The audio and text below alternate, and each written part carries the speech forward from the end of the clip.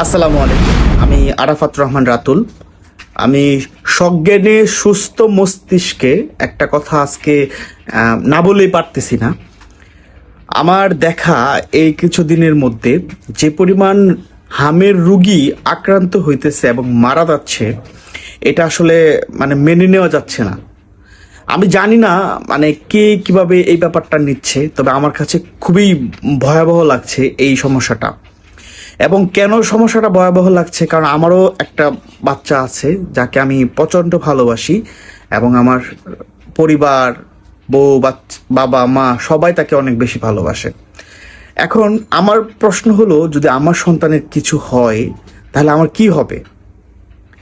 এরকম কিন্তু হাজার হাজার ফ্যামিলি কিন্তু বাংলাদেশে আছে যাদের সন্তান হামে আক্রান্ত হচ্ছে এবং হামে আক্রান্ত হয়ে তারা মারা যাচ্ছে।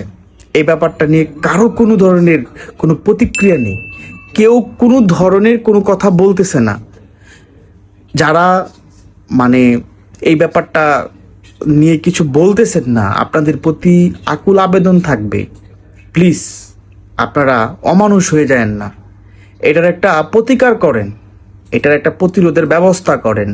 কিভাবে ভালো করা যাবে এটা নিয়ে আপনারা একটু ভালো কিছু করার চেষ্টা করেন। না হয় কিন্তু এই যে এই ঋণ আপনারা কখনো শোধ করতে পারবেন না। এই যে এরকম সমস্যা হচ্ছে, মানুষ কিন্তু আপনাদেরকে ক্ষমা করবে না। যাদের আগে আসমান কেঁপে যেত, যাদের আগে এই এই নানান ধরনের সমস্যা থাকতো, তারা কিন্তু এখন আর কোনো কিছু বলতেছেন না। প্লিজ আপনাদের আবারও বলতেছি, আপনারা যদি মানুষ হয়ে থাকেন এই ব্যাপারটাকে নিয়ে একটু সচেতনতা বৃদ্ধি করুন। আবারও বলতেছি, আপনারা যদি মানুষ হয়ে থাকেন আপনারা একটু সচেতনতা বৃদ্ধি করুন।